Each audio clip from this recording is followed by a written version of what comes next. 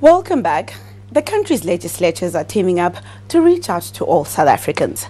Parliament and the 9 provincial legislatures have launched a campaign to get the public involved in crafting a framework that will make provision for broader and more effective public participation.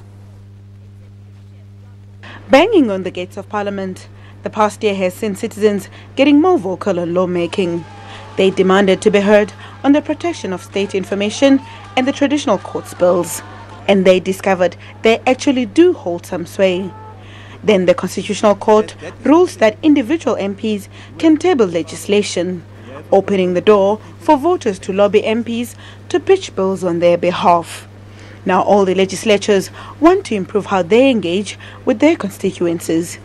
When our people vote, they vote with the understanding that they're voting for a specific party, so whoever comes to power will improve their lives. They are not interested whether it is an MP or an MPL or whoever. So we took that into account and we said we need to standardize the model. For marginalized communities in particular, it's a chance for fresh engagement. Parliament is saying that they want to extend a hand of friendship or participation towards my community, but for the past 18 years, they have steadfastly refused to engage with the Rastafari community on the very issues that is fundamental to our lives. That may now change, but only if voters take ownership of their legislatures. Parliament can create all these avenues and all these platforms for increased public participation, but if citizens don't grab that opportunity and involve themselves in the process, then it doesn't really work. South Africans across the country will be consulted till February. A single framework for public participation will be adopted early next year. Now, to tell us more about Parliament's efforts to reach out to the public, we're now joined by House Chairperson Mr. Cedric Frolik. Good morning, sir. Good morning, and good morning to the viewers. Now, public participation is not a new concept to Parliament. You've got constituency offices, you have public hearings on legislation. What's new about this framework you're working at? What we have noticed since we started implementing the oversight and accountability model, of which the public participation model is a distinct feature thereof, is that we do not have a standard or baseline requirement in terms of what we are doing across the legislative sector. And that is why the Speakers Forum took a decision late last year that instead of just developing a public participation model for Parliament, we should involve the provincial legislature, because together with the provincial legislatures, Parliament interface on a regular basis with the citizens of the country. How are the provincial legislatures taking part in the process? The provincial legislators have embarked on an extensive process of having public hearings where they invite citizens and key stakeholders in society to come and participate in discussions on what improvements can be made on the current practices that are there. And that is exactly the same what Parliament in terms of the National Assembly and the NCOP is currently doing.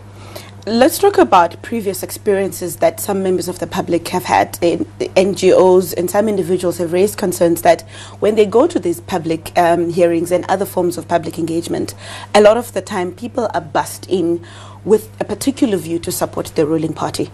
Are there mechanisms to make sure that with this particular consultation, everybody is heard and no opposing with different view is overlooked?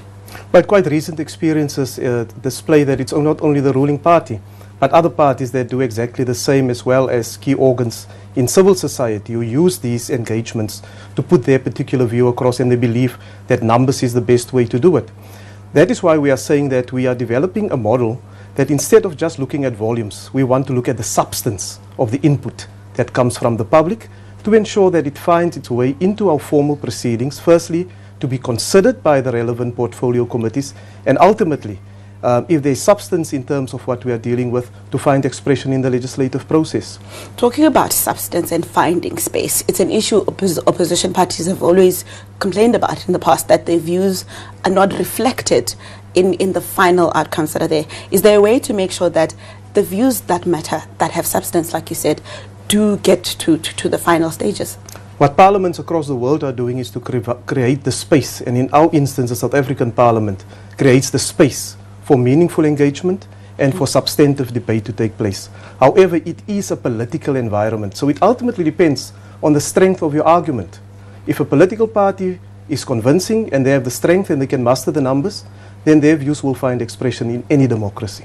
Let's talk about this public participation framework you're working towards. What are the key pillars of that framework that you want addressed at the end of the day? What are the main things that must be part of that framework for it to work? Currently, what we are doing is to evaluate the current practices, to see what are we doing right, and where can we improve. Secondly, what do we mean when we say meaningful expression for public participation in the views of the public? And thirdly, if we say that the views must be considered by the relevant committees and must find expression, to what extent do we say that? Keeping in mind that in an environment like Parliament, there is contesting views. So sufficient space must be created for the political parties to consider the different views of the public, but ultimately also to put it to the litmus test and see if it meets the requirements of the Constitution. I understand you're going to consult until February, but when will the overall framework be adopted so people can see the end result of what they've participated in? The public will be kept informed in terms of the inputs that we are receiving until the first week of February 2013. Then after, the Political Steering Committee will analyze all the inputs that has been received, and hopefully by the end of May 2013 the model will be ready so that it can be put up for adoption by the joint rules of Parliament and also of the provincial legislatures. You talked a bit about provincial legislatures and Parliament having their own public hearings, getting people involved. What other forms of interaction are there? Is there multimedia involved? What other ways can people access this framework to be part of it? The recent census results, as was announced 2 days ago and was released to the President, clearly indicates that the bulk of our citizens are younger than 25. So obviously, we need to use a multimedia approach, apart from using community radio stations, television stations, and also then the mainstream media as we know it. We're also embarking on a Twitter drive, we're on Facebook, and there's various other forms and mediums that the public can engage with us. One of the questions that was raised by one of the younger people yesterday was how this process is going to reach young people and how they can interact with it. You're talking about Twitter and Facebook. Are MPs in tune and ready to interact with young people on that level? There's an increasing number of members of Parliament who are making use of Twitter and also who have their Facebook accounts, and we encourage more of them to participate in making use of those useful medias. Not to use it can be career limiting in many respects. Sir, thank you very much for joining us. That's Mr. Cedric Froelich saying young people find the public participation framework and be part of it. Now, President Jacob Zuma calls on faith-based organizations to play a more active role in helping South Africans to deal with their deep-seated anger. That's our story after the break. Don't go away.